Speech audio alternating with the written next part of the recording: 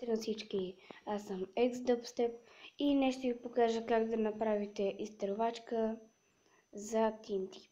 И да започваме. Ще снимам и на компютър, само че още не съм здобит с хубава камера, за което много се извинявам. Така, да не отворим за това. За тази цел ще ви трябва някакво блокче, каквото и да е, само да не е стълба или по-ниско. Едно някакво си блокче, както казах, един pleasure plate, диспенсър е един от най-важните, един фенс, вода, разбира се, за до без нея няма как, redstone, торч, redstone repeater и redstone, както казвам. Сега слагаме 3 диспенсъра, е така. След това още 6 блока на тук. От тази страна същото. На Shift слагаме над тях още 3. Ето така правим сега.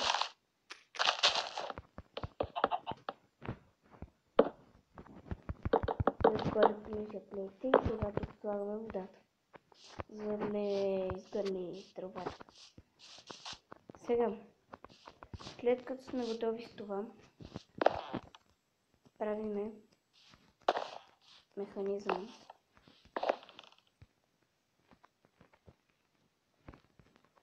който ще захранва изстрелвачката.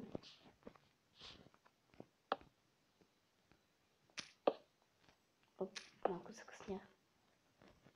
Ето така.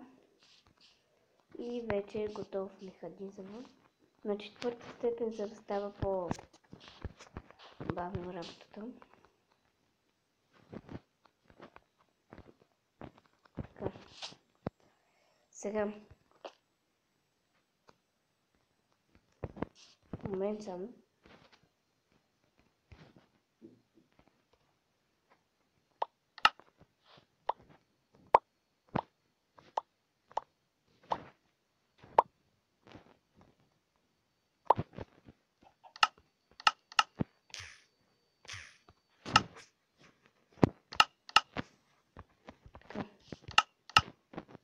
Да изгориме нещата.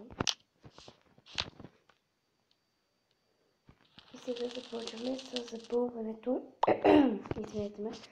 Сега започваме с запълването на диспенсъри.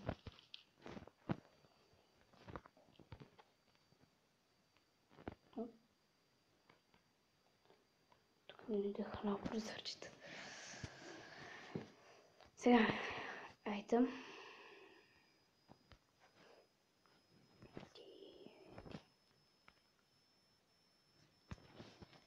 И взимаме колкото може повече TNT.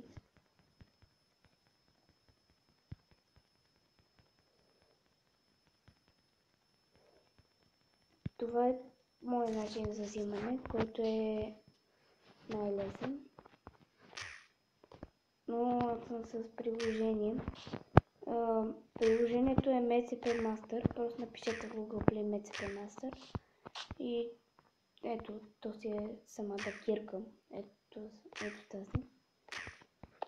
Приложението може да се каже, че е хакер мод, защото от тях се тегли хакове, команди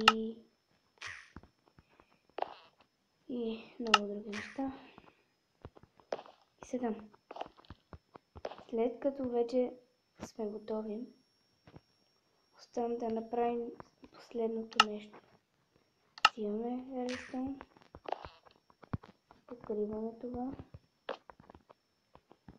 Така. И ето изстрелвачката е готова.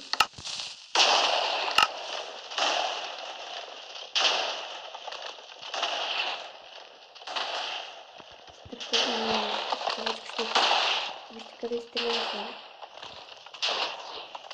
И изстрелва на различни места.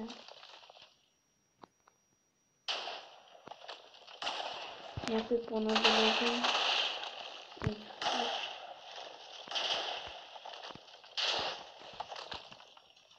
Само че някой ти гръмне стрелбачка.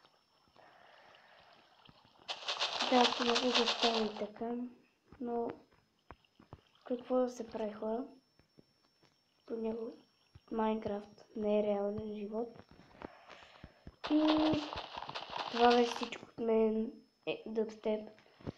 Не забравяйте да дадете един лайк нагоре. Моля ви, абонирайте се и чао!